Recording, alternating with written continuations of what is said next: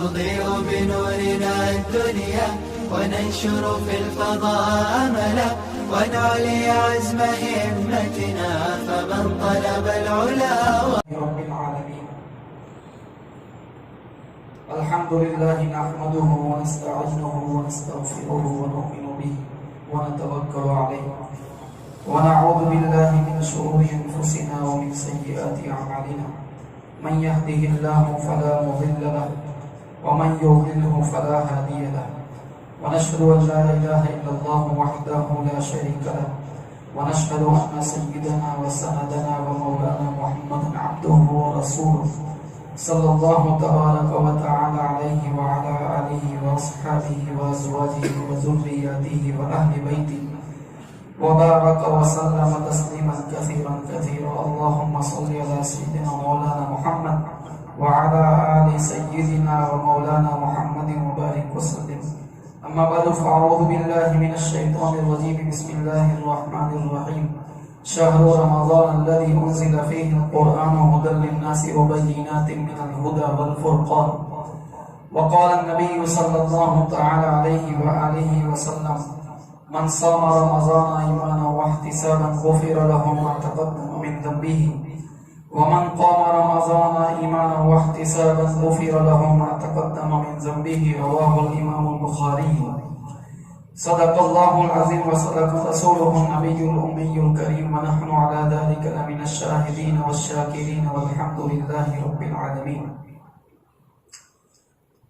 ہماری اس مجلس کے محرک اور اس کے پرانیتا حضرت مفتی سہیل صاحب زیدہ مصدوم اس بستی کے لیے بہت زیادہ فکر مند ہمارے حضرت مولانا محمد زبیر صاحب زیدہ مصدوم آپ سب کی محبت میں شہر احمد آباد سے اسپیشل نبی اکرم صلی اللہ علیہ وسلم کی مدح میں حضور نبی اکرم صلی اللہ علیہ وسلم کی نعت خوانی میں ایک بلبل کی طرح گنگنانے کے لیے تشریف لائے ہوئے ہیں. قاری انس صاحب صلی اللہ علیہ وسلم، موقر علماء کرام، بزرگان محترم، میرے عزیز دینی اسلامی بھائیوں، ہمارے حضرت قاری صاحب حضور نبی اکرم صلی اللہ علیہ وسلم کی شان اقدس میں نعت پاک کا نذرانہ پیش کر رہے تھے اور اس کے ذریعے سے ہم سب کے دلوں میں موجود آپ صلی اللہ علیہ وسلم کے ساتھ محبت اور تعلق کی جو چنگاری ہے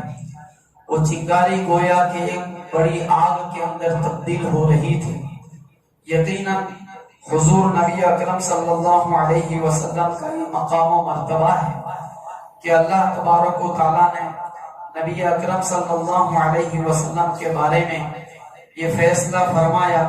وَرَفَعْنَا لَكَ ذِكْرَكَ، ہم نے آپ کے ذکر کو بلند کر دیا. اللہ تبارک و تعالیٰ کے اس اعلان کا نتیجہ ہے کہ آج 14 صدیاں گزرنے کے باوجود مکہ المکرمہ اور مدینہ المنورہ سے تقریباً 5000 کلومیٹر کے فاصلے پر واقع اس چشتیہ مسجد میں حضور نبی اکرم صلی اللہ علیہ وسلم کی شان اقدس میں نعت پاک پیش کی جا رہی ہے. اور اس سے گویا اللہ تبارک و تعالیٰ پوری دنیا کے انسانوں کو یہ پیغام دینا چاہتے ہیں کہ حضور نبی اکرم صلی اللہ علیہ وسلم کی شخصیت ایسی ہے کہ خدا نہ خواستہ اگر دشمنان اسلام کی طرف سے نبی اکرم صلی اللہ علیہ وسلم کی جس قدر گستاخی کی جائے گی، نبی اکرم صلی اللہ علیہ وسلم کی شان اقدس کو گھٹانے کی جتنے اوچھے ہٹکنڈے اور پروپیگنڈے کیے جائیں گے، ہم اس سے کہیں زیادہ نبی اکرم صلی اللہ علیہ وسلم کی عظمت کو آسمان دنیا کے اوپر چمکاتے رہیں گے اور آپ صلی اللہ علیہ وسلم کا ذکر اس سرزمین کے اوپر گونجتا رہے گا. یہاں تک کہ صرف مسلمان نہیں بلکہ اسی سرزمین پر زندگی گزارنے والے نان مسلم شاعروں کی بھی ایک بہت بڑی تعداد ایسی گزری ہے جو اپنے قلم آپ صلی اللہ علیہ وسلم کی تعریف سے روک نہ سکی. سرکشن پرساد کہتے ہیں: بلوائے مجھے شاد جو سلطان مدینہ، چاہتے ہی میں ہو جاؤں گا قربان مدینہ. وہ گھر ہے خدا کا تو کیوں شان مدینہ. سر کشن بہار نور کہتے ہیں، نور ان کا تخلص ہے، اپنام ہے. کہتے ہیں دیر سے نور چلا حرم تک پہنچا. دیر بدھ خانے کو کہتے ہیں، مورتی استھان. کہتے ہیں دیر سے نور چلا حرم تک پہنچا، سلسلہ میرے گناہوں کا کرم تک پہنچا. پھر عجیب بات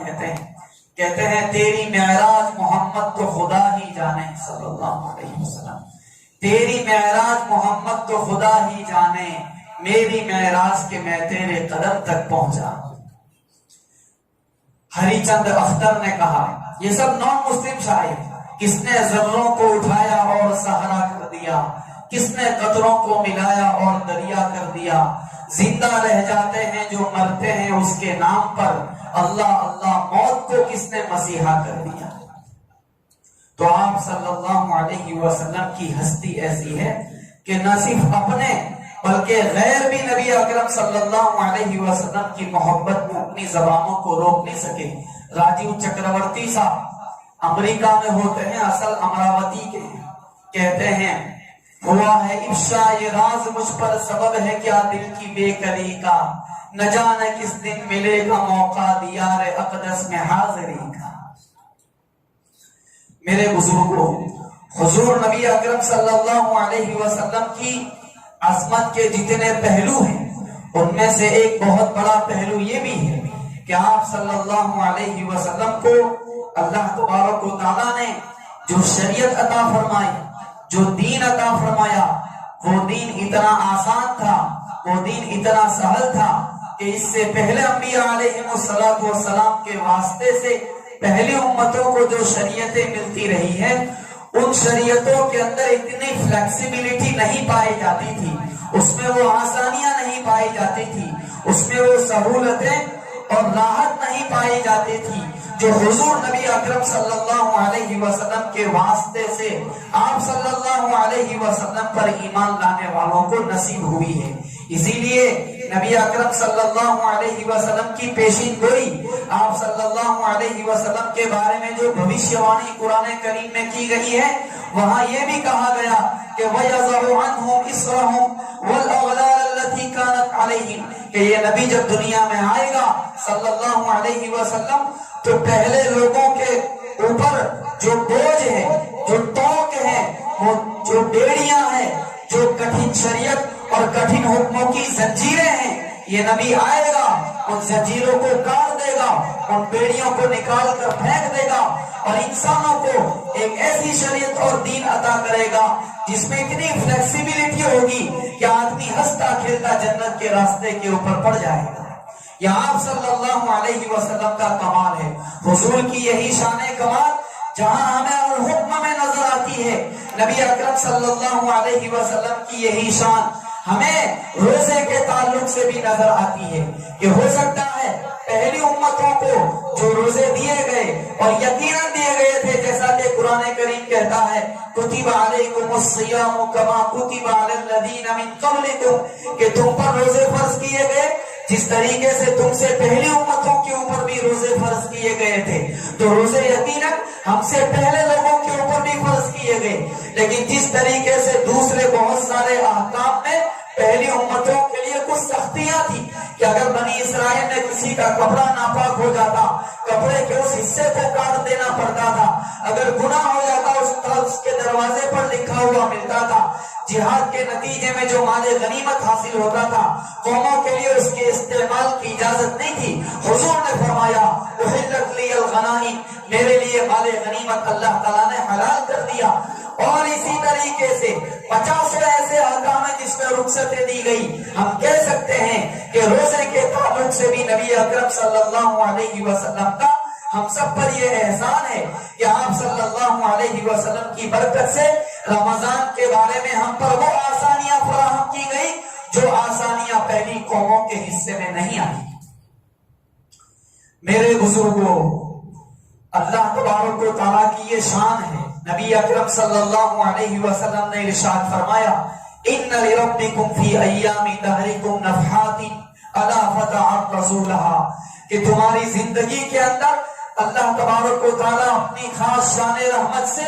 کچھ ایسے ہواؤں کے جھونکے چلایا کرتا ہے جنہیں ہم رحمت کے جھونکے کہہ سکتے ہیں، جنہیں ہدایت کے جھونکے کہہ سکتے ہیں۔ الا فتح نزولہا، جب جب بھی اس طرح کے جھونکے چلا کرے تو تم ان جھونکوں کے موقع پر اپنے آپ کو پیش کیا کرو۔ یہ رمضان اسی طریقے سے اللہ تبارک و تعالیٰ کی طرف سے چلایا ہوا ہدایت کا وہ جھونکا ہوتا ہے کہ اگر کوئی مسلمان تھوڑی سی اس کی قدر کر لے، تھوڑا سا اس کا احترام کر لے، ذرا سا اس کی طرف آگے لپک جائے، اس کی مغفرت یقینی ہو کر رہتی ہے۔ جبریل علیہ السلام نے آپ صلی اللہ علیہ وسلم کے منبر پر چڑھتے ہوئے جو بد دعا فرمائی، 3 بد دعائیں فرمائی، جس میں ایک یہ فرمائی کہ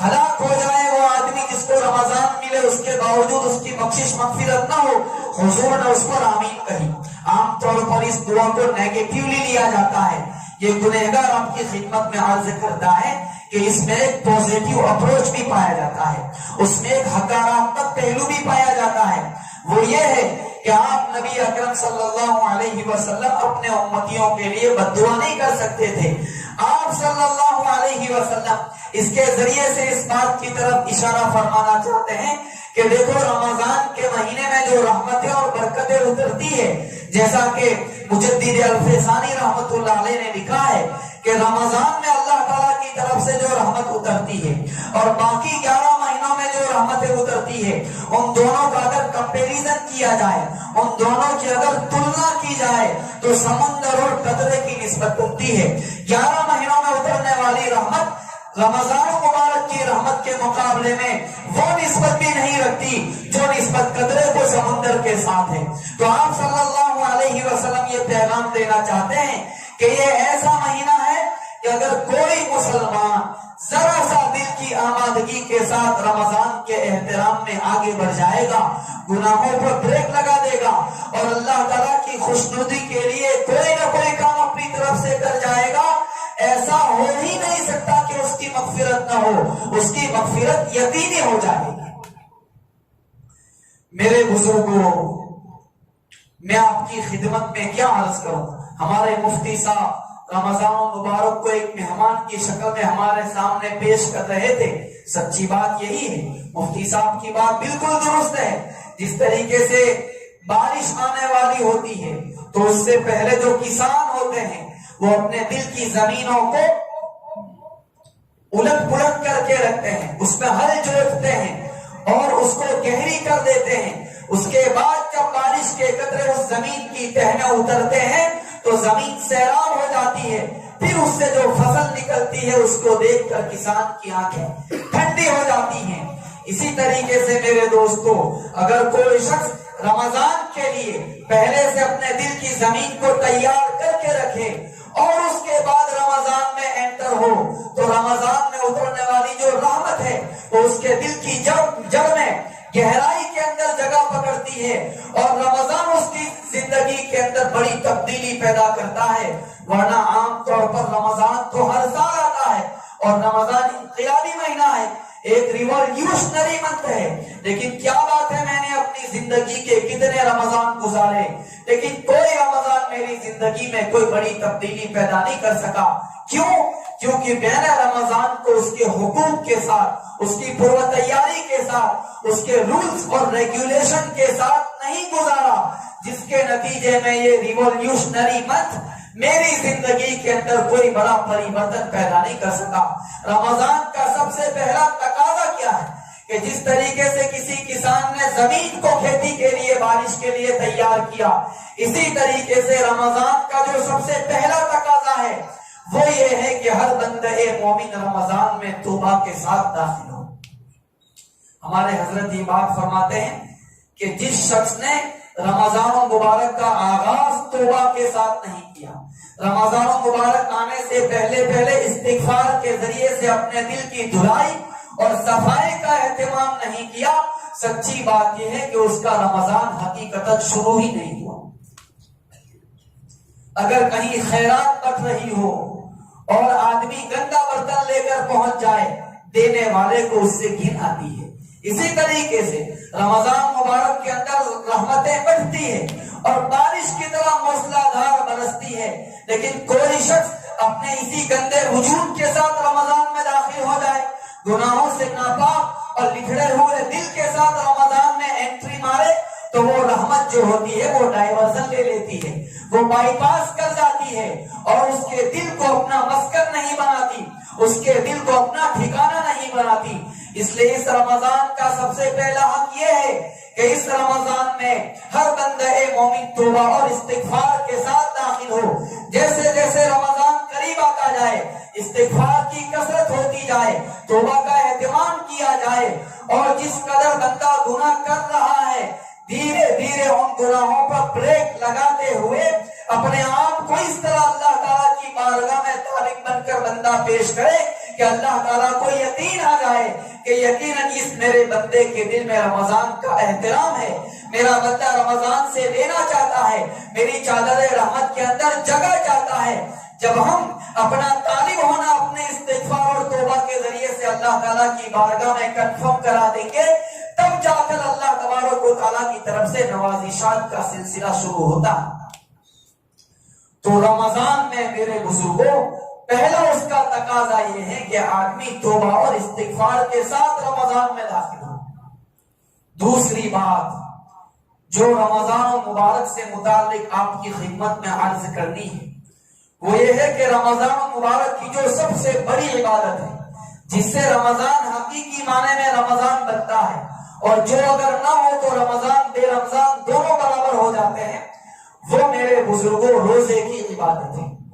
روزہ ایک ایسی یونیک عبادت ہے کہ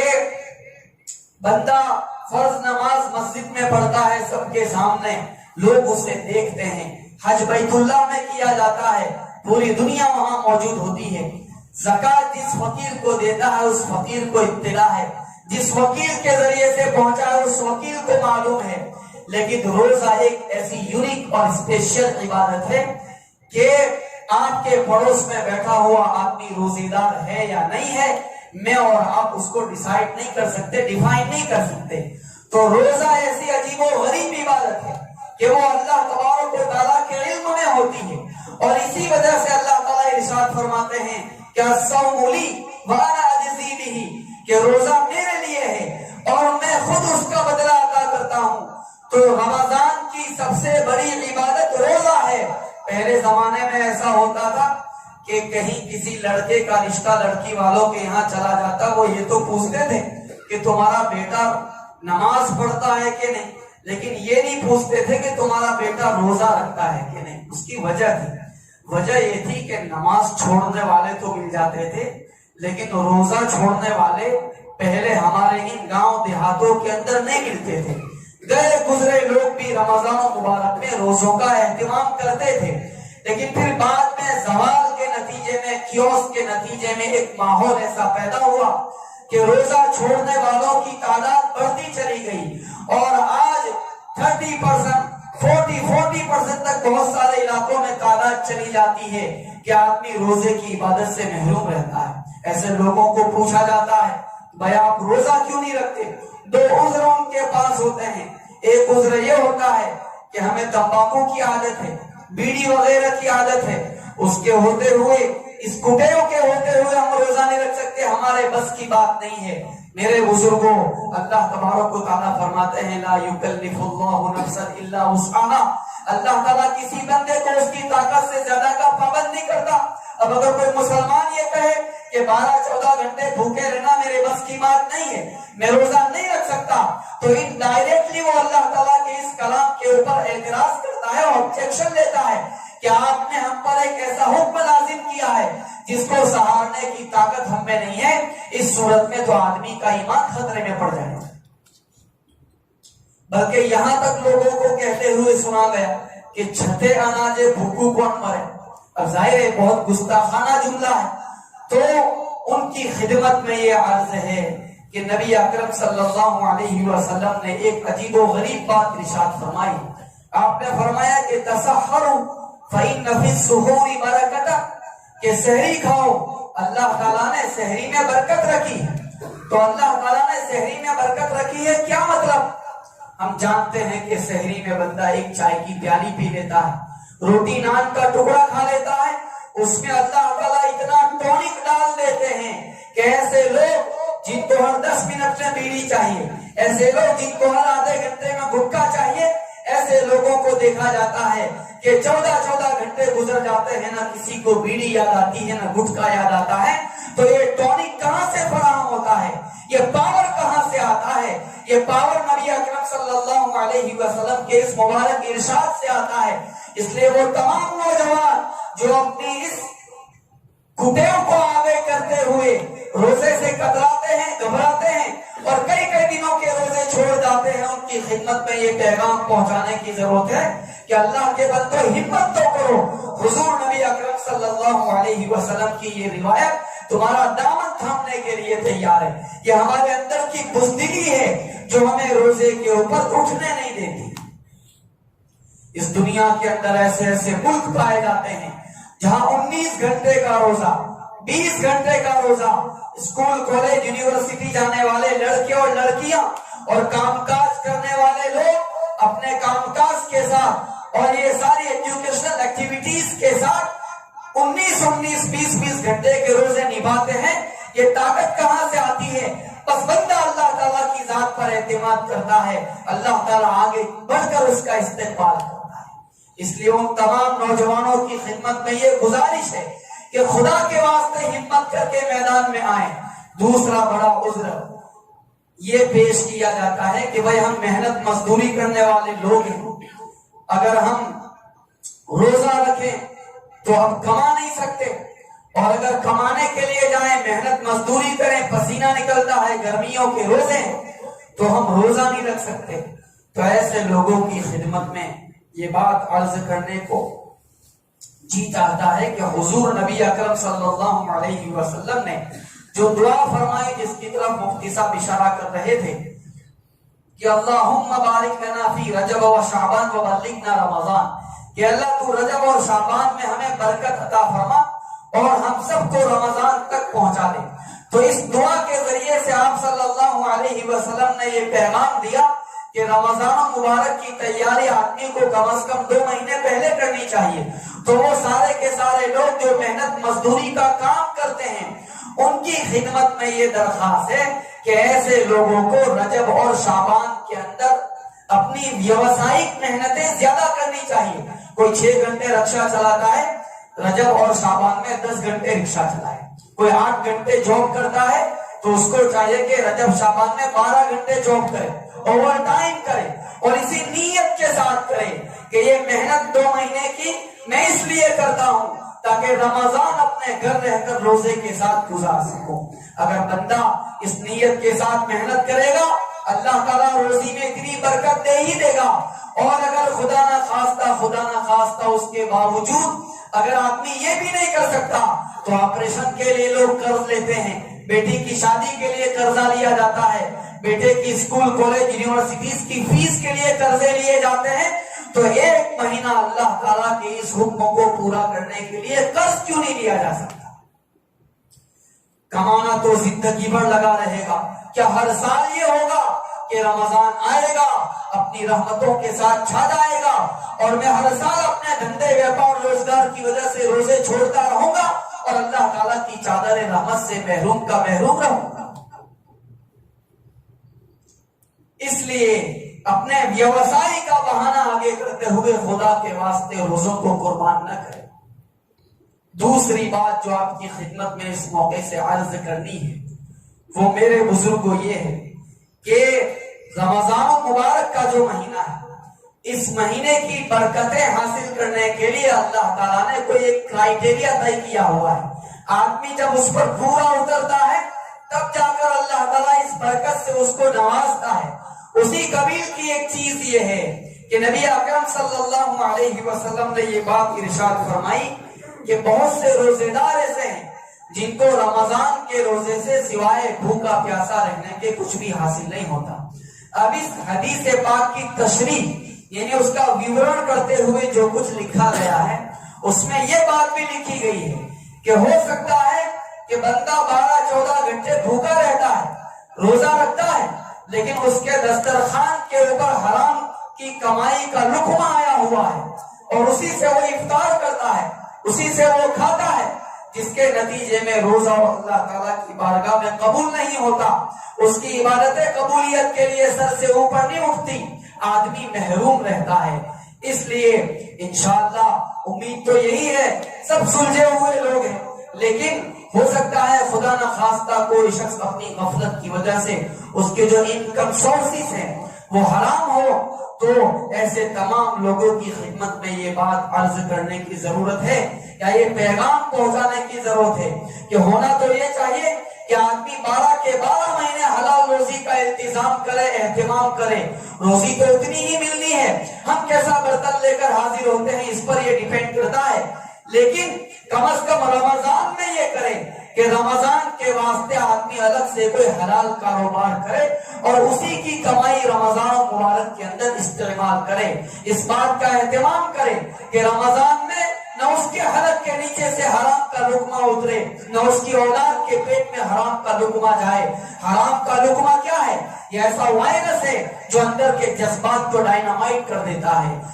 قرآن کریم کہتا ہے یا ایھا الرسل کلوا من الطیبات واعملوا صالحا، اے پیغمبروں کی جماعت پاکیزہ رزق کھاؤ اور اچھے عمل کرو۔ ان دونوں کے درمیان ایک گہرا جوڑ ہے، وہ تعلق یہ ہے کہ جو روزی حلال ہوتی ہے، لقمہ حلال کا ہوتا ہے تو اس سے اچھے جذبات پیدا ہوتے ہیں، اور اگر خدا نہ خواستہ لقمہ حرام کا ہے، دینی جذبات مردہ ہو کے رہ جاتے ہیں، اس کی زبان خدا کا نام لینے کو ترس جاتی ہے، اس کے قدم اللہ تعالیٰ کے گھر کی دہلیز سے چڑھنے کو ترس جاتے ہیں۔ اس لیے کم از کم رمضان میں حلال روزی کا اہتمام کیا جائے، اس کی برکت سے اللہ تعالیٰ باقی 11 مہینوں کی حلال روزی کا پربند انشاءاللہ اپنے فضل سے کر دے گا۔ اور خدا نہ خواستہ کوئی آدمی ایسا ہے کہ یہ بھی نہیں کر سکتا، یعنی ٹوٹلی اس کی انکم ہی حرام راستے سے آ رہی ہے اور کوئی دوسرا آلٹرنیٹیو حلال کاروبار بھی امیڈیٹلی وہ نہیں کر سکتا، تو ایسے لوگوں کے لیے بھی ہمارے بڑوں نے یہ مشورہ دیا ہے کہ ایسا آدمی رمضان کے خرچے کے لیے کسی سے قرض لے لے، کیونکہ قرض لی ہوئی جو رقم ہے وہ تو ڈیفینیٹلی حلال رقم ہے، اس میں حرام کا حصہ نہیں ہے، اور پھر اس حلال رقم سے وہ رمضان مبارک کا مہینہ گزارے، لیکن خدا کے واسطے حرام کا ایک دانہ اور ایک گھونٹ بھی کم از کم رمضان میں اپنے حلق کے نیچے نہ اترے۔ تیسری بات جو آپ کی خدمت میں عرض کرنی ہے وہ میرے دوستو یہ ہے کہ ہم سب جانتے ہیں کہ رمضان مبارک کا جو مہینہ ہے اس میں اللہ تبارک و تعالیٰ اپنے بندوں کو یہ سعادت عطا فرماتا ہے کہ وہ 5 وقت کی نماز کے ساتھ ساتھ روزانہ اضافی 40 سجدے اس کی بارگاہ میں تراویح کی شکل میں کرتے ہیں۔ 40 سجدوں کے ذریعے سے اللہ تعالیٰ اپنا اسپیشل اور خصوصی قرب اپنے ہر بندے کو رمضان مبارک میں عطا کرتا ہے، اور اسی تراویح کے اندر سورہ فاتحہ سے لے کر سورہ ناس تک پورا قرآن ہر بندے مومن کے دل سے گزارا جاتا ہے۔ کیوں گزارا جاتا ہے میرے دوستو؟ اس لیے گزارا جاتا ہے کہ 11 مہینے تک بندے نے جو زندگی گزاری ہے، ان 11 مہینوں میں اس کا دل گناہوں سے لتڑا ہوا ہے، ناپاک ہے، اور گناہوں کی تہ اس کے دل کے اوپر چڑھ گئی ہے۔ اب یہ ایک مہینہ اللہ تبارک و تعالیٰ رمضان کی شکل میں ایک فلٹر پروسیس کے طور پر، فلٹریشن پروسیس کے طور پر بندوں کو عطا کرتا ہے، اور سورہ فاتحہ سے لے کر ناس تک پورا قرآن اس کے کانوں کے راستے سے دل سے گزارا جاتا ہے، اور اس کے ذریعے سے اس کے دل کا شدھی کرن ہوتا ہے، اس کا پیوریفیکیشن ہوتا ہے، اس کے دل کو مزکا، مصفا، مجلا اور پاک کیا جاتا ہے۔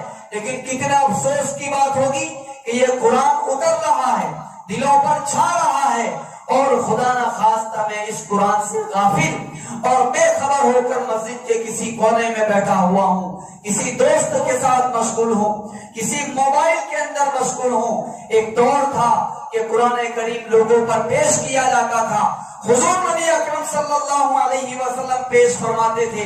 مشرکین مکہ کہتے تھے لا تسمعوا لهذا القرآن والغوا فيه لعلكم تغلبون، اس قرآن کو نہ سنو اور اگر پڑھا جائے تو وہاں پر شور مچاؤ۔ میرے دوستو،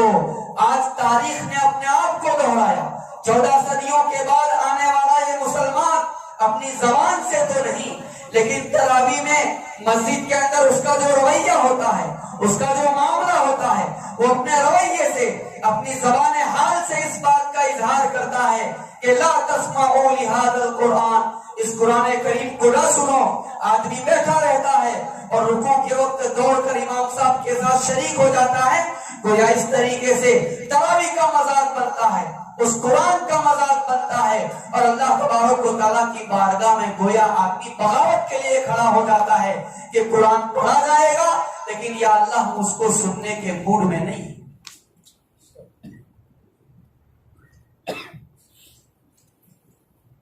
نوٹ بندی کے زمانے میں ہم نے دیکھا کہ 1000 روپے چینج کروانے کے لیے، 5000 روپے چینج کروانے کے لیے لوگ 3 دن پر لائن میں کھڑے رہتے تھے۔ اس وقت جبکہ سی این جی بالکل نیا نیا آیا تھا تو رکشے والے جانتے ہیں کہ جس دن سی این جی کی فلنگ کرانی ہوتی تھی اس دن وہ دھندا ہی نہیں کر سکتے تھے، صبح سے لے کر شام تک لائن لگی رہتی تھی۔ وہ ساری مصیبتیں آدمی جھیلتا ہے، راشن کی دکان میں 2 گھنٹے کھڑے رہتا ہے، اور جہاں بھی اس کو کوئی معمولی سا فائدہ نظر آتا ہے کام اٹکا ہوا ہے، ساری مصیبتیں جھیل کر کھڑا رہتا ہے۔ لیکن میرے دوستو یہ کتنے افسوس کی بات ہوگی کہ اس مسلمان کے اندر اس کی پنڈلیوں میں، اس کے بازوؤں میں اتنی طاقت بھی نہیں بچی کہ وہ اللہ تعالیٰ کے قرآن کے احترام میں 1.5 گھنٹے امام کے پیچھے کھڑا رہ جائے۔ اور اس سے زیادہ ظلم تو یہ ہوتا ہے کہ امام صاحب اگر قرآن کریم آہستہ روی سے پڑھ رہے ہیں، خشوع خضوع کے ساتھ اطمینان سے پڑھ رہے ہیں، تو کہا جاتا ہے کہ بھئی یہ برنگام لوکل بند کرو اور شتابدی چلاؤ، کرناوٹی چلاؤ اور ڈورونٹو چلاؤ اور ڈبل ڈیکر چلاؤ۔ میرے دوستو یہ قرآن کریم کے ساتھ بہت بڑا ظلم ہے۔ اس لیے اس بات کا اہتمام کریں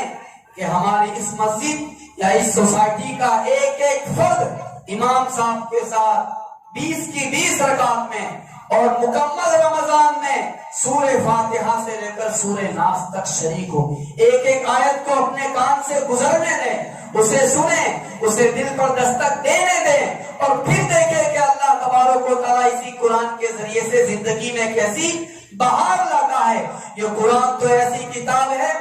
کہ عالم عرب کے اندر جلسہ ہو رہا ہے اور دنیا کے بڑے بڑے سیاسی لیڈر اس فنکشن کے اندر شریک ہے۔ سوویت یونین جو بعد میں ٹکڑے ہو کر رشیا اور دوسرے ملک بن گئے، تو سوویت یونین کا جو صدر تھا کرشچوف، سوویت یونین آپ سب جانتے ہیں کہ ایک کمیونسٹ ملک ہے، سامیاوادی دیش۔ یہ وہ لوگ ہیں جو خدا کے استعفا اور اس کے وجود ہی پر ایمان نہیں رکھتے۔ کسی زمانے میں انہوں نے خدا کا جنازہ نکال دیا تھا اور یہ کہا تھا کہ دنیا میں خدا نہ خواستہ اگر خدا کا کہیں وجود ہے تو لو آج ہم نے اس کا جنازہ نکال دیا۔ تو ایسے کمیونسٹ لوگ، اس کا نمائندہ، اس کا سب سے بڑا اس جلسے کے اندر شریک ہے۔ قاری عبدالباسط مصری رحمت اللہ علیہ اس زمانے میں حیات تھے، وہ اس جلسے میں تشریف لائے اور انہوں نے قرات کی، ادھر ان کی قرات ہو رہی اور لوگوں نے دیکھا کہ اس کرشچوف کی آنکھوں سے زاروں قطار آنسو نکل رہے ہیں۔ ایک ایسا شخص جو ناستک ہے، دہریہ ہے خدا کے وجود پر اور اس کلام کے کلام حق ہونے پر، جس کا ایمان بھی نہیں ہے، لیکن یہ قرآن اس کے دل کے تاروں کو چھیڑ دیتا ہے، اس کے دل کی دنیا میں ایک انقلاب پیدا کر دیتا ہے۔ پھر کیا بات ہے کہ میں مومن ہوں، میں نبی اکرم صلی اللہ علیہ وسلم کا سچا امتی ہوں، میں قرآن کریم کو کتاب حق مانتا ہوں، میں اللہ تعالیٰ کی توحید اور وحدانیت کے اوپر ایمان رکھتا ہوں، پھر کیا بات ہے کہ قرآن کریم میرے دل کے اوپر کوئی اثر نہ کرے اور میرے دل کی دنیا میں کوئی جادو نہ جگائے؟ اس لیے نہیں جگاتا کہ آدمی کبھی اپنے حصے کی ہدایت کی طلب کے ساتھ امام کے پیچھے قرآن کریم سننے کے لیے کھڑا نہیں ہوتا ہے۔ اس رمضان کو کم از کم ایسا بنائیں کہ چاہے اس کے معنی، اس کا مطلب ہماری سمجھ میں نہ آئے، لیکن اس نیت کے ساتھ غور سے سنیں کہ اللہ اس کی ہر آیت میں آپ نے جو ہدایت رکھی ہے، میرے حصے کی ہدایت سے مجھے محروم نہ فرمائے۔ میرے بزرگوں، مجھے نہیں معلوم، لیکن ہو سکتا ہے کہ یہاں قرآن کریم کے تعلق سے تفسیر بھی ہوتی ہوگی، درس قرآن کی کوئی مجلس قائم ہوتی ہوگی، تو یہ جو مہینہ ہے پورا وہ جشن نزول قرآن کا مہینہ ہے. ہم کہہ سکتے ہیں کہ اگر قرآن کریم نازل نہ ہوتا تو شاید رمضان مبارک بھی نہ ہوتا. رمضان کی جو رونقیں ہیں، اس کی جو برکتیں ہیں، اس کی جو گرم بازاری ہے، وہ سب کی سب در حقیقت قرآن کریم کی وجہ سے ہے، اس کے دم قدم سے ہے، اس کے بلبوتے کے اوپر ہے. اس وجہ سے اس مہینے کو قرآن کریم میں ڈوب جانے کا مہینہ بنائیں، اس کی تلاوت کا اہتمام کیا جائے. یہ بھی دیکھا جاتا ہے کہ اس سلسلے میں بھی ہمارے بہت سارے نوجوان بیچارے ایسے ہوتے ہیں کہ لے کر بیٹھتے تو ہیں لیکن ساتھ ساتھ بیٹھتے ہیں، جس کی وجہ سے 2 رکوع پڑھنے کے بعد گفتگو شروع ہو جاتی ہے اور پھر وہ اتنی دراز ہوتی چلی جاتی ہے کہ 2-4 گھنٹے آدمی کے اسی میں گزر جاتے ہیں، تلاوت دھری کی دھری رہ جاتی ہے. یا کوئی فون ساتھ میں لے کر بیٹھتا ہے، اب کوئی میسج آ گیا، اس کو مزید دیکھنے کا سلسلہ آگے بڑھا، اسی کو دیکھتا چلا گیا. پاؤ پارے کے بعد آدمی کے اندر تلاوت کا دمخم نہیں رہتا. تو اس میں بھی قرآن کریم کا احترام کرتے ہوئے یکسوئی کے ساتھ بیٹھے، کسی کے ساتھ نہ بیٹھے، قبلہ رو ہو کر بیٹھے اور فون کو سوئچ آف کر کے بیٹھے تاکہ آدمی قرآن کریم کے ساتھ انصاف کر سکے. جب اللہ تبارک و تعالی اپنے بندے کی اس کاوش اور کوشش کو دیکھتا ہے تو پھر وہی اپنے فضل خاص سے قرآن کریم سے ایسی دلچسپی پیدا کر دیتا ہے کہ گھنٹوں گزر جاتے ہیں اور آدمی قرآن کریم سے اپنے آپ کو الگ کرنا گوارا نہیں کرتا. اس گنہگار نے اپنے گاؤں کے اندر ایک صاحب کو دیکھا ہے اور یقیناً آپ کو سن کر حیرت بھی ہوگی. وہ ایک دن میں 24 گھنٹے میں رمضان مبارک میں 80 پارے پڑھ لیا کرتے تھے. 80 پارے کتنے ہوتے ہیں؟ 2 قرآن کریم مکمل اور اس کے اوپر 20 پارے. کوئی کہہ سکتا ہے کہ وقت میں برکت کہاں سے آتی ہوگی، اتنا ٹونک آدمی کہاں سے لاتا ہے؟ بات یہ ہے کہ بندہ طالب بن کر قرآن کریم کے سامنے پیش ہوتا ہے تو پھر اللہ تبارک و تعالیٰ یہ ٹونک فراہم کر دے. دلچسپی کی بات ہے، جیسے وہ ہمارے پہلے زمانے میں جب یہ قصے بیان کیے جاتے تھے کہ ہمارے بزرگان دین رات رات پر نفلیں پڑھتے تھے تو لوگ مانتے بھی تھے کہ ایسا تو ہو سکتا ہوگا کہ رات رات پر نفلیں پڑھتے ہیں. لیکن جب سے فون آیا تو فون نے بہت ساری چیزوں کو سمجھا دیا کہ کسی کے ساتھ کسی کی منگنی ہو گئی، رشتہ ہو گیا، اب وہ رات میں اس کے ساتھ میسجنگ شروع کرتا ہے، گفتگو شروع کرتا ہے. وہ بڑھتے بڑھتے بڑھتے بڑھتے صبح 4-4:30 بجے تک کبھی کبھی چلی جاتی ہے. یہ بھی دیکھا جاتا ہے کہ دونوں چالو فون اپنے کان پر رکھ کر سو جاتے ہیں، دونوں کی بیٹری ختم ہو جاتی ہے. تو اب یہ راز و نیاز کی باتیں جس طریقے سے اسے اپنی محبوبہ کے ساتھ کرنے میں مزہ آتا ہے اور اللہ والوں کو وہی باتیں اللہ تعالیٰ کے ساتھ کرنے میں مزہ آتا ہے. جس طرح یہاں راتیں گزرتی ہے وہاں بھی رات گزر جاتی تھی. ہمارے نوجوان جو سرفنگ کرتے ہیں، کوئی انسٹا پر کوئی FB کے اوپر آدمی لگا رہتا ہے لگا رہتا ہے لگا رہتا ہے، یہاں تک کہ نیند آ جاتی ہے، فون چھاتی کے اوپر گر جاتا ہے اور اسی عالم میں آدمی سو جاتا ہے. نہ سونے کی دعا یاد رہتی ہے نہ اٹھنے کی یاد رہتی ہے، کیونکہ اٹھ کر بھی پہلی فرصت میں وہی فون نکالتا ہے اور دیکھتا ہے کہ دیکھو کس کا میسج آیا ہوا ہے. تو یہی وابستگی میرے دوستو جب قرآن کریم کے ساتھ ہو جاتی ہے آدمی کی ٹوٹلی توجہ چینج ہو جاتی ہے. پھر موبائل میں وہ لطف نہیں آتا جو قرآن کریم کی تلاوت کے اندر بندے کو آتا ہے.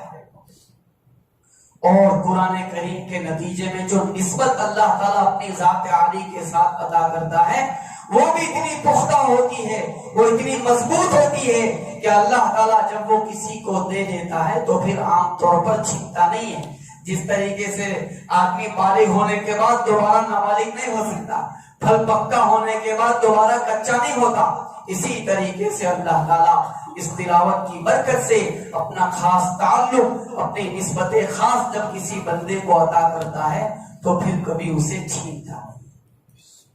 پھر وہ انیٹ ہو جاتی ہے، ان بلٹ بن جاتی ہے اور ہمیشہ کے لیے اس ہستی کے ساتھ ایک گہرا کنیکشن بندے کا قائم ہو جاتا ہے. تو قرآن کریم کا مہینہ ہے، اس کو حقیقی معنی میں جشن نزول قرآن بنائیں اور اللہ تعالیٰ کو دکھائیں کہ یا اللہ واقعیتاً اس مہینے کو میں نے قرآن کریم سے اپنے حصے کی ہدایت پانے کا ذریعہ بنایا ہوا ہے. اس لیے درس قرآن میں بیٹھے تحفہ تراویح یا کسی اور کتاب کی اگر تعلیم ہوتی ہو جس میں 20 رکعت کا خلاصہ سنایا جا رہا ہو، اس میں اہتمام سے شرکت فرمائیں۔ اسی طریقے سے میرے بزرگوں، اس سلسلے میں تیسری بات یا چوتھی بات جو آپ کی خدمت میں عرض کرنی ہے وہ یہ بھی ہے کہ رمضان مبارک جو ہے وہ اللہ تبارک و تعالیٰ کی بارگاہ میں مانگنے کا زمانہ ہے۔ یہ وہ زمان سید قطب نے لکھا ہے اور بڑی پتے کی بات لکھی ہے کہ رمضان مبارک کے اندر روزانہ ہر بندے کی کم از کم 2 دعائیں ضرور قبول ہوتی ہیں۔ اب 30 دن کے روزے ہو گئے، 60 دعائیں ہو گئی۔ میرے آپ کے کتنے مسائل ہیں جو اٹکے ہوئے ہیں، کسی کی بیٹی کی شادی کا مسئلہ، کسی کی چوٹ کا مسئلہ، کوئی غلط مقدمے میں پھنسا ہوا، کوئی بیچارہ اولاد سے محروم، کسی کے گھر میں ایسی بیماریاں جس کے علاج کی دور دور تک کوئی پاسبلٹی نظر نہیں آتی، کسی پر قرض کا دباؤ اور نہ جانے کیا کیا مسائل ہیں جس سے آدمی کی زندگی الجھی ہوئی ہے۔ ان تمام مسائل کو حل کرنے، اللہ تعالیٰ کی بارگاہ میں پیش کرنے اور پھر اس کا کامیاب سولوشن نکالنے کا جو گولڈن چانس ہے وہ اللہ تبارک و تعالیٰ ہم سب کو رمضان مبارک کی صورت میں عطا کرتا ہے۔ اس سے فائدہ اٹھائیں اور اہتمام سے اللہ تعالیٰ کی بارگاہ میں شرکت کریں۔ یہ بھی بڑی محرومی ہوگی کہ آدمی کو اللہ تعالیٰ کی بارگاہ سے مانگنے کی بھی توفیق نہ ہو۔ میرے دوستو، ترمذی شریف کی روایت ہے، نبی اکرم صلی اللہ علیہ وسلم نے کیا ارشاد فرمایا؟ آپ نے فرمایا کہ من فتح لہ منکم باب الدعاء، جس کے لیے دعا کا دروازہ کھول دیا گیا، فتحت لہ ابواب الرحمہ، اس کے لیے رحمت کے دروازے کھول دیے گئے۔ اب اس کا اپوزٹ کیجئے کہ گویا جس کو مانگنے کی توفیق ہو گئی اس کے لیے دعا کے دروازے کھول دیے گئے، تو گویا جو مانگنے سے ونچت کر دیا گیا، جو مانگنے سے محروم کر دیا گیا، یہ اس بات کی نشانی ہے کہ بندے نے اس اللہ تعالیٰ نے اس بندے کے لیے اپنے در رحمت کو، اپنی رحمت کے دروازے کو بند کر رکھا ہے۔ تو یہ محرومی نہ اٹھائیں، اس محرومی کو میں اور آپ گوارا نہ کریں۔ ایک دور اس دنیا نے ایسا دیکھا ہے کہ جب کوئی گرا پڑا بندہ، میرے آپ کے جیسا کوئی آرڈینری انسان کسی مذہبی بڑے کے پاس، ٹھیکیدار کے پاس پہنچ جاتا اور اس کو کہتا کہ میں اپنے رب کے سامنے اپنی کوئی ضرورت پیش کرنا چاہتا ہوں، میں اس سے مانگنا چاہتا ہوں، اپنے دل کا دکھڑا اس کی بارگاہ میں پیش کرنا چاہتا ہوں، تو اس زمانے میں یہودیوں نے اور نصرانیوں نے اس وقت کا ریلیجیس سسٹم ایسا بنا رکھا تھا کہ وہ یہ کہتے تھے کہ تمہارا خدا تو بہت دور ہے، بہت دور ہے، بہت دور ہے، تم تو خدا تک پہنچ ہی نہیں سکتے جب تک کہ تم ہم کو خوش نہیں کرو گے، جب تک کہ تم ہم کو میڈیٹر نہیں بناؤ گے، جب تک کہ تم ہم کو مدھیستھ نہیں بناؤ گے اور ہماری جیبیں نہیں بھرو گے، تب تک تمہاری کوئی ریکویسٹ اللہ تعالیٰ کی بارگاہ میں نہیں پہنچ سکتی۔ غریب آدمی بیچارہ دکھی دل کے ساتھ رخصت ہو جاتا، وہ کہتا تھا کہ میں اپنے دل کا دکھڑا کس کو سناؤں، میں اپنی درخواست اللہ تعالیٰ کی بارگاہ میں کیسے پہنچاؤں۔ مسلمانوں، میں اور آپ اپنی قسمتوں پر ناز کریں کہ یہ حضور نبی اکرم صلی اللہ علیہ وسلم کا ہم سب پر احسان ہے، پوری انسانیت پر آپ کا احسان ہے کہ آپ صلی اللہ علیہ وسلم تشریف لائے اور آپ کی زبانی وہ اعلان کرایا گیا جو ریولیوشنری اعلان ہے، جو ایتہاسک اعلان ہے۔ وہ اعلان یہ ہے کہ وَإِذَا سَأَلَكَ عِبَادِي عَنِّي فَإِنِّي قَرِيبٌ، جب میرے بندے میرے بارے میں پوچھیں آپ کہہ دیں کہ میں تو بالکل قریب ہوں۔ اجیب دعوت الداعی اذا دعان، میں ہر پکارنے والے کی پکار کو قبول کرتا ہوں جب بھی وہ مجھے پکارے۔ یہ کیسا اعلان ہے کہ اس اعلان سے بالکل گرا پڑا بندہ بھی موٹیویٹ ہو جاتا ہے کہ اچھا اللہ تعالیٰ اتنے قریب ہے کہ مجھے ایسا گرا پڑا آدمی بھی اللہ تعالیٰ کو یاد کر سکتا ہے، اپنے دل کے دکھڑے کو اس کی بارگاہ میں پیش کر سکتا ہے۔ یہ آپ صلی اللہ علیہ وسلم کا احسان ہے۔ اسی کو پھر اقبال نے کہا کہ خالق و مخلوق میں کیوں حائل رہے پردے، پیران کلیسا کو کلیسا سے اٹھا دو۔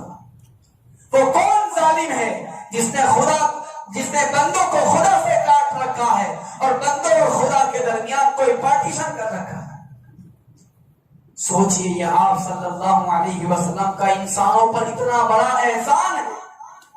کہ قیامت تک آنے والے انسانوں کی گردنیں اس احسان کے بوجھ کے نیچے سے کبھی اٹھ نہیں سکے۔ آپ ہمارے برادران وطن کی جو عبادت گاہیں ان کی پوجا کے جو استھل ہے، جو پاپولر ہے، وہاں آپ چلے جائیں، وہاں لائنیں لگتی ہے، 50,000 والی لائن الگ ہوتی ہے، 25,000 والی لائن الگ ہوتی ہے، درشن کے لیے 10,000 والی لائن الگ ہوتی ہے، 5,000 والی لائن الگ ہوتی ہے۔ غریب آتا ہے اور کہتا ہے کہ ہائے کیا ظلم ہے کہ میں اپنے خدا کو 50,000 کے بغیر شارٹ کٹ کے اندر پا بھی نہیں سکتا۔ کتنا بڑا احسان کہ بندہ یہاں دل میں پکارتا ہے اور وہاں اس کے دل کی دستک آسمانوں کے اوپر، عرش کے اوپر سنائی دیتی ہے۔ یہ آپ صلی اللہ علیہ وسلم کا احسان، اس سے فائدہ اٹھائیں اور اس کی بارگاہ میں پیش ہو جائیں، اپنے دل کا ہر دکھڑا اس کی بارگاہ میں رکھ دیں۔ وہ کون سا مسئلہ ہے جو حل ہونے کا نام نہیں لیتا؟ دنیا کے مالدار مانگنے سے ناراض ہوتے ہیں، وہ ایسی ہستی ہے کہ اگر اس سے نہ مانگا جائے تو وہ ناراض ہوگی۔ اس لیے اہتمام سے مانگے، افطار سے پہلے مانگے، تہجد میں مانگے، چلتے پھرتے مانگے۔ اور اس کا سب سے آسان طریقہ یہ ہے کہ بہت سے بیچارے مانگنا بھی نہیں جانتے، وہ کہتے ہیں کہ ہم تو امام صاحب کے پیچھے آمین آمین کہتے رہتے ہیں، اور خود جب مانگنے بیٹھتے ہیں تو 2 منٹ کے بعد پتہ ہی نہیں چلتا کہ اگلا کیا مانگے۔ تو میرے دوستو، ایسے لوگوں کے لیے نبی اکرم صلی اللہ علیہ وسلم کی دعائیں سب سے بڑا تحفہ ہے۔ دیکھیں، ایک نبی جو ہے وہ انسانی ضرورتوں کا جیسا پرتیندھتو اللہ تعالیٰ کی بارگاہ میں کر سکتا ہے، کوئی دوسرا انسان نہیں کر سکتا۔ تو اللہ تعالیٰ نے خود نبی اکرم صلی اللہ علیہ وسلم کو دعائیں سکھائی کہ آپ ہم سے یہ مانگے اور یہ بات اس طریقے سے مانگے۔ ان ساری دعاؤں کا جو مجموعہ ہے، بعد میں چل کر ہمارے بزرگوں نے ان دعاؤں کو 7 دنوں کے اوپر ڈیوائڈ کر دیا اور اس پر کتابیں لکھی، جیسا کہ ملا علی قاری رحمۃ اللہ علیہ کی کتاب ہے الحزب الاعظم، وہ ملتی بھی ہے، پراپیہ ہے، وہ آپ کہیں سے حاصل کریں اور اس کی ایک ایک منزل روزانہ پڑھ لیں تو ایک ہفتے میں انشاءاللہ بندہ ان تمام دعاؤں کو اللہ تعالیٰ کی بارگاہ میں مانگ لے گا جو آپ صلی اللہ علیہ وسلم نے اللہ تعالیٰ کے یہاں پیش کی۔ تو حزب الاعظم کا اہتمام کریں، روزانہ اس کی ایک منزل پڑھ لیں، اس سے انشاءاللہ کوئی دعا، ہماری کوئی ضرورت اس پورے سرکل سے باہر نہیں رہے گی۔ اور چوتھی بات جو آپ کی خدمت میں اس موقع پر عرض کرنی ہے وہ میرے دوستو یہ ہے کہ یہ رمضان کا جو مہینہ ہے وہ اللہ تبارک و تعالیٰ کی بارگاہ میں خرچ کرنے کا مہینہ ہے۔ کان اجود من الریح المرسلۃ، کہ آپ صلی اللہ علیہ وسلم تیز چلنے والی ہوا سے زیادہ رمضان میں خرچ کرنے والے تھے۔ اللہ تعالیٰ نے بندے کو مال دیا ہے اور مال دے کر پھر اس کے جذبہ سخاوت کا زکات کے ذریعے سے امتحان لیا۔ اس کی بارگاہ میں کسی چیز کی کمی نہیں، اس کو ہمارے مال کی ضرورت نہیں۔ مولانا عبداللہ احمد دلیوی صاحب رحمۃ اللہ علیہ فرماتے تھے کہ غیرت مند آدمی جو ہوتا ہے اس کو اگر کوئی ہدیہ پیش کرے تو اس کی طبیعت کبھی اس بات کو گوارا نہیں کرتی کہ ہدیہ لے کر بیٹھا رہے، وہ اس کا بدلہ دیتا ہے، بدلے میں کسی نہ کسی موقع سے اس کو چکاتا ہے۔ یہ اس کی غیرت کا تقاضا ہوتا ہے۔ اللہ تعالیٰ کی ذات غیرت کو پیدا کرنے والی، وہ سب سے زیادہ غیرت والی ہستی ہے۔ وہ یہ فرماتے تھے کہ اگر کوئی شخص اللہ تعالیٰ کے نام پر 1 روپیہ دے گا، خدا کے نام پر دیا ہے، اس کی نسبت سے دیا ہے، وہ ذات اتنی غیور ہے کہ وہ دنیا میں تمہارا 1 روپیہ اپنے اوپر باقی نہیں رکھے گی، وہ کئی گنا بڑھا چڑھا کر اسی دنیا میں تمہیں دے گا۔ میں نہیں کہتا، بخاری شریف کی روایت، فرشتہ ظاہر ہوتا ہے، 2 فرشتے ظاہر ہوتے ہیں آفتاب طلوع ہونے کے ساتھ، ایک کہتا ہے اللہم آت منفقا خلفا، اللہ خرچ کرنے والے کو اس کا بدلہ دے، دوسرا کہتا ہے اللہم آت ممسکا تلفا، اللہ روک کر رکھنے والے کے مال کو ضائع کر، اور فیصلہ مجھے کرنا ہے کہ مجھے اللہ کی بارگاہ میں خرچ کر کے اپنے مال کی برکت کا سامان کرنا ہے یا اپنے عقل پر اعتماد کر کے خرچ نہ کر کے کنجوسی اور بخل کر کے اپنے مال کی تباہی اور بربادی کا راستہ اپنانا۔ اس لیے دل کھول کر اس راہ میں لٹائیں اور صرف زکات تک محدود اور سیمت نہ رہیں۔ زکات تو ہے ہی، یقیناً یہ تو وہ حق ہے کہ خدا نہ خواستہ اگر کسی نے اس حق کو روک لیا، والذین یکنزون الذهب والفضة ولا ينفقونها في سبیل اللہ فبشرهم بعذاب الیم۔ کیسی ڈانٹ پلائی گئی ہے کہ اس کی پیشانی کو داغو، اس کے پہلو کو داغو، اس کی پشت کو داغو۔ کیوں؟ کیونکہ جب مانگنے والا آتا ہے سب سے پہلے بل پیشانی کے اوپر پڑتا ہے. اللہ تعالیٰ کہیں گے کہ میرے بندے مال میرا دیا ہوا تھا, میں نے تجھے دیا تھا, میں چاہتا وہ منظر بدل سکتا تھا, اسے دینے والوں کی لائن میں کھڑا کر دیتا, تجھے لینے والوں کی لائن میں کھڑا کر دیتا. میرے فضل سے دیے ہوئے مال میں سے میرے نام کی نسبت پر تیرے پاس کوئی پہنچا تو اس دیے ہوئے مال میں سے بخل اور کنجوسی سے کام لیتا ہے اور تیری پیشانی پہ بل پڑتا ہے. ناراض ہوتا ہے تو پہلو دکھاتا ہے, اور ناراض ہوتا ہے تو ناراض ہو کے گھر میں چلا جا کر پشت دکھاتا ہے. آج اس کی پیشانی کو داغو, آج اس کے پہلو کو داغو, آج اس کی پشت کو داغو. کہا جائے گا ہاں ما کنزتم لانفسکم, یہ ہے تیرا مال جسے جمع کر کر کے رکھا تھا. فذوقوا ما کنتم تکنزون, تو لے آج اپنے جمع کرنے کا مزہ چکھ. اس لیے اللہ نے اگر مال دیا ہے تو کسی غریب مسکین فقیر کا کہ حصے کا ہر قابل زکات مال میں سے 1 روپیہ بھی اپنے پاس نہ رہنے دے, اس کے ذریعے سے اپنے مال کو ناپاک میلا گندا نہ کرے. آخری بات جس پر اس گفتگو کو اب ختم ہو جانا ہے وہ میرے دوستو یہ ہے, اور سچی بات تو یہ ہے کہ اس پر سب سے زیادہ تفصیل ہونی چاہیے تھی لیکن اب وقت اس کی اجازت نہیں دیتا. وہ یہ ہے کہ یہ جو رمضان مبارک کا مہینہ ہے, یہ رمضان کا مہینہ صرف اور صرف عبادت کا مہینہ نہیں ہے, بلکہ رمضان مبارک کا جو مہینہ ہے وہ در حقیقت پرسنالٹی ڈیولپمنٹ کا ایک کورس ہے. ویکتتو وکاس, شخصیت سازی جس کو کہتے ہیں, یہ اس دنیا کے اندر اس وقت پرسنالٹی ڈیولپمنٹ یہ اتنی بڑی دنیا ہے کہ اس پر بڑے بڑے کورسز ڈیزائن کیے گئے ہیں. یہ کمپنی میں کام کرنے والے جو امپلائیز ہوتے ہیں اور اسی طریقے سے بڑے بڑے سرکاری محکموں میں کام کرنے والے جو افسر ہوتے ہیں, اور یہ ایئر لائنز پہ کام کرنے والے جو آفیسرز, ایئر ہوسٹسز ہوتی ہیں, ہوٹلوں میں کام کرنے والے ریسپشنسٹ جو ہوتے ہیں, ان سب کا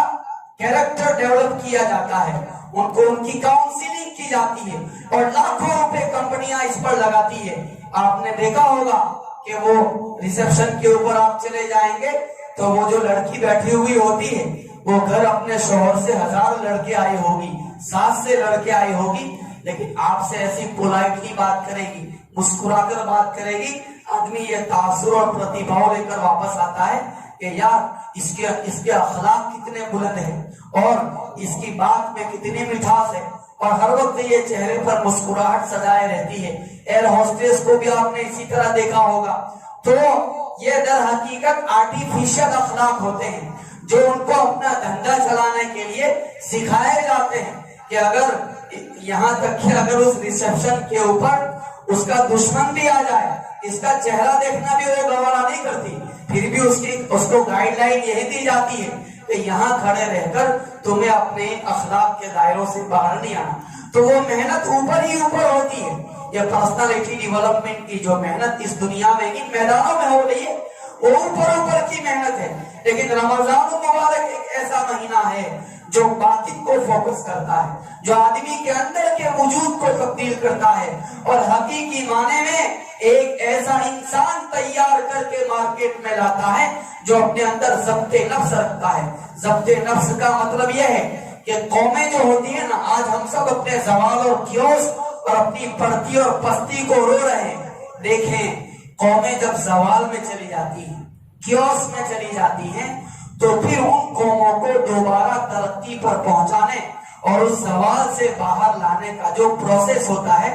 یہ پروسیس 1 دن کا نہیں ہوتا, یہ 1 مہینے کا نہیں ہوتا, یہ 1 سال کا بھی نہیں ہوتا, کیونکہ قوموں کو پستی سے اٹھانا بچوں کا کھیل نہیں ہوتا ہے. اس کے لیے بڑی محنت چاہیے, اتنی محنت چاہیے کہ کبھی کبھی ایک نسل چلی جاتی ہے, دوسری نسل چلی جاتی ہے اور تیسری نسل آتی ہے تو پہلی 2 نسلوں کی محنت کے پھل چکھتی ہے. ٹیک فار ایگزامپل,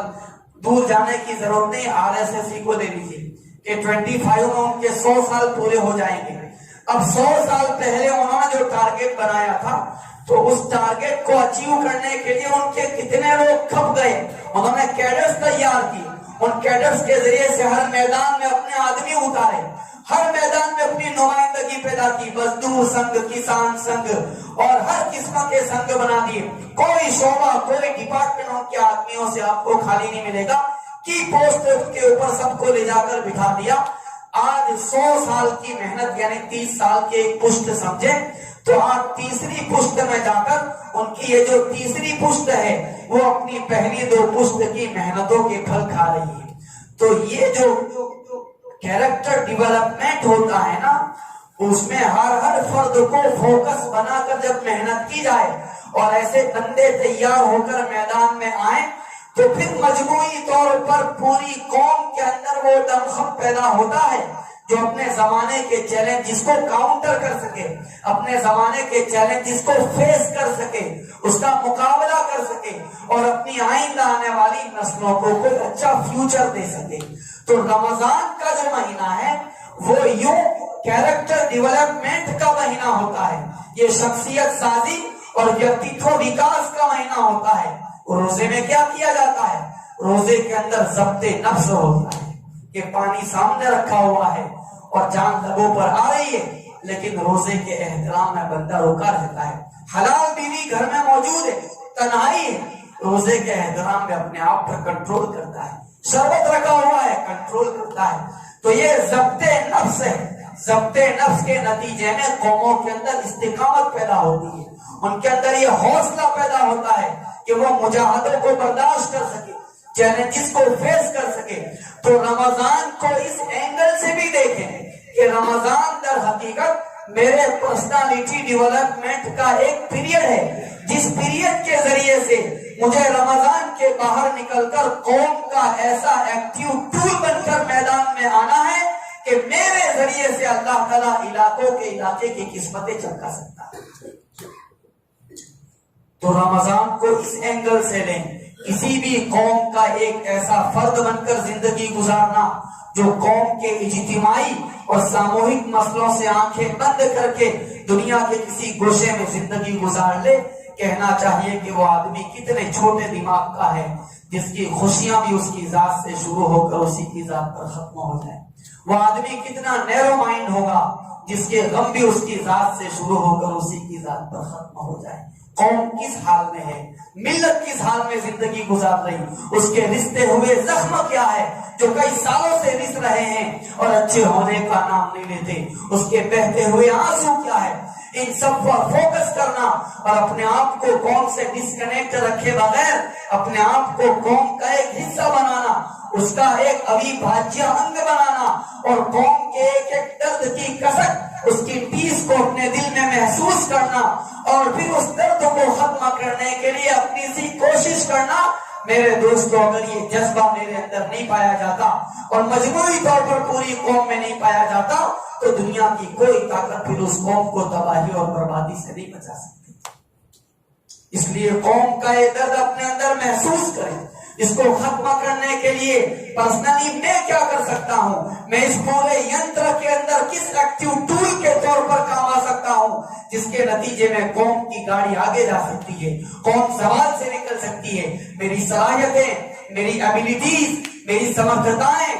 یہ سب کا سب میری جاگیر نہیں ہے جس پر میں ساتھ بن کر بیٹھ جاؤں، بلکہ یہ قوم کی امانت ہے، میرا وقت قوم کی امانت ہے، میرا مال ملت کی امانت ہے، میری صلاحیتیں قوم کی امانت ہے. ان سب کو قوم کے لیے خرچ ہونا ہے. اگر اس جذبے کے ساتھ میری زندگی نہیں گزر رہی ہے تو کہنا چاہیے کہ میں زندہ نہیں ہوں، میں مردہ لاشا ہوں جسے زندگی اپنے کاندھے پر اٹھائے چل رہی ہے اور موت آنے پر موت کی منزل پہ جا کے چھوڑ آتی ہے. زندگی سے نظر ملاتے ہوئے شرمائے جو لوگ کوچے قاتل سے سر بچا لائے. تو اس کلیکٹیولی مزاج کے ساتھ زندگی گزارنے کے لیے رمضان مبارک کو ایک ٹریننگ پیریڈ سمجھیں اور اس اعتبار سے اپنے وجود کو اس میں صرف کریں، اس کے ایک ایک لمحے کو، اس کے ایک ایک منٹ کو وصول کریں. آپ لوگ بڑی صبر کے ساتھ میری باتیں سن رہے ہیں اور اب یہ بالکل آخری بات ہے، وہ یہ ہے میرے دوستو کہ جس طریقے سے پاکیزہ اور مقدس مہینے جو ہوتے ہیں، جگہیں جو ہوتی ہیں ان کی برکتیں ہوتی ہیں، لیکن ایسی جگہوں اور ایسے مہینوں کے اندر جو گناہ ہوتے ہیں اس کا وبال بھی اتنا ہی خطرناک ہوتا ہے. حضرت شیخ رحمت اللہ علیہ نے لکھا ہے کہ ایک صاحب بیت اللہ کا طواف کر رہے تھے اور طواف کرتے ہوئے ان کی نظر ایک نامحرم عورت کے اوپر پڑ گئی تو حتیم کے پیچھے سے ایک ہاتھ نکلا اور اتنی زور سے اس کو تھپڑ لگایا کہ اس کی آنکھ نیچے آ گئی اور یہ کہا گیا کہ تم اس پاکیزہ جگہ میں آ کر یہ حرکت کرتے ہو، مطاف میں رہ کر بندگی نہیں کرتے ہو۔ تو اس سے پتا چلا کہ جس طریقے سے پاکیزہ اور مقدس جگہوں پر نیکیوں کے دام بڑھ جاتے ہیں، اسی طریقے سے مقدس مہینوں کے اندر گناہ کرنے کا وبال بھی اتنا ہی خطرناک ہوتا ہے۔ تو اگر کوئی آدمی زیادہ نیکیاں نہ کر سکے تو کم از کم اس بات کا اہتمام ضرور کرے کہ رمضان مبارک کے اندر گناہ نہ ہو، گناہ سے اپنے آپ کو بچائے، اس کے اوقات ضائع نہ کرے، محفلیں قائم نہ کرے، نیند آئے آدمی جا کر سو جائے لیکن خدا کے واسطے گناہوں کے بازار گرم نہ کریں۔ تو یہ چند پیغام ہیں جو رمضان کے تعلق سے آپ کی خدمت میں پیش کیے گئے۔ میں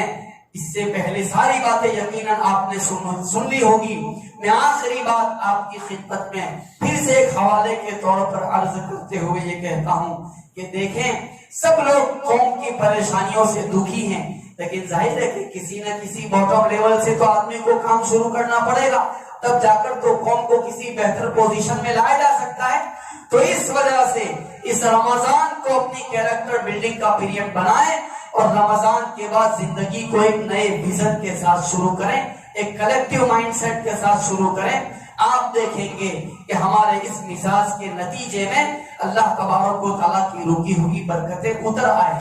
اور اللہ تعالیٰ پوری قوم کو ایک ایسا باعزت مقام عطا کرے گا جس کے نتیجے میں ہماری آئندہ آنے والی نسلیں اس اطمینان کے ساتھ اس سرزمین پر زندگی گزارے گی کہ نہیں، ہمارے پرکھوں نے، ہمارے پروجوں نے یقیناً بہادری کے دن اس ملک کے اندر گزارے ہیں اور وہ ہمیں احسان ثواب کرتی رہے گی، ورنہ ہم سب کی کوکھ میں پلنے والی اولاد جو اب تک دنیا میں آئی نہیں ہے وہ مجھ سے اور آپ سے پوچھ رہی ہے کہ بتاؤ تم ہم کو دنیا میں تو لا رہے ہو لیکن اس ملک میں تم ہم کو کیسا فیوچر دے کر جاؤ۔ تو اس چیلنج کو قبول کریں۔ کل بھی ہم نے عرض کیا تھا کہ اللہ تعالیٰ ہم سب کو مغلوں کے دور میں پیدا کر سکتا تھا لیکن ہم اس دور میں پیدا کیے گئے جو چیلنجنگ دور ہے، یہ اس بات کی علامت ہے کہ اس دور کے سارے چیلنجز کو کاؤنٹر کرنے کی سمرتھتا ہمیں اللہ نے رکھ دی ہے، اسی لیے ہم کو اس دور میں پیدا کیا ہے۔ تو ہمیں اس چیلنج کو اپورچونٹی بنا کر جینا ہے۔ اللہ تعالیٰ ہم سب کو اس کی توفیق عطا فرمائے، آمین یا رب العالمین۔ وآخر دعوانا الحمدللہ رب العالمین۔ جزاک اللہ۔ حضرت نے ہمیں بہت سی نصائح سے نوازا رمضان المبارک کے متعلق، اور ایک اعلان یہ ہے کہ آئندہ کل مسجد نور ریلوے اسٹیشن کے سامنے جو مسجد ہے وہاں پر جماعت کھانے کا کام مکمل ہوا ہے، وہاں پر ایک دعائیہ مجلس کی گئی ہے، وہاں پر دارالعلوم سپول کے محتوی مفتی اجاز صاحب علیمی کا بیان ہوگا۔ اسی طریقے سے احمد آباد کے گزرتے ہوئے نعت کا قاری انس صاحب کی وہاں پر نعت بھی ہوگی۔ آپ تمام حضرات سے معتبرانہ درخواست ہے کہ آپ تمام بھی اس کے اندر شرکت کریں۔ آئندہ کل ظہر کی نماز کے بعد 1:15 کو اذان ہے اور 1:35 کو جماعت ہوگی انشاءاللہ۔ بسم اللہ الرحمن الرحیم، الحمدللہ رب العالمین، اللہم صلی علی سیدنا مولانا محمد وعلی آل سیدنا مولانا محمد وسلم۔ ربنا آتنا فی الدنیا حسنۃ وفی الآخرۃ حسنۃ وقنا عذاب النار، یا حی یا قیوم برحمتک نستغیث، اصلح لنا شأننا کلہ ولا تکلنا الی انفسنا طرفۃ عین۔ اللهم آت نفوسنا تقواها وزكها أنت خير من زكاها أنت وليها ومولاها۔ اللهم إنا نسألك من خير ما سألك منه نبيك وحبيبك محمد صلى الله عليه وسلم، ونعوذ بك من شر ما استعاذك منه نبيك وحبيبك محمد صلى الله عليه وسلم، وأنت المستعان وعليك البلاغ، لا حول ولا قوة إلا بالله۔ جزا الله عنا نبينا محمد صلى الله عليه وسلم وآله۔ إن الله وملائكته يصلون على النبي يا أيها الذين آمنوا صلوا عليه وسلموا تسليما۔ اللهم صل على سيدنا مولانا محمد وعلى آل سيدنا مولانا محمد وبارك وسلم۔ سبحان ربك رب العزة عما يصفون وسلام على المرسلين والحمد لله رب العالمين۔ مبارک ہو شہ ہر دو سرا تشریف لے آئے، مبارک ہو محمد مصطفیٰ تشریف لے آئے مولایا صلی وسلم دائما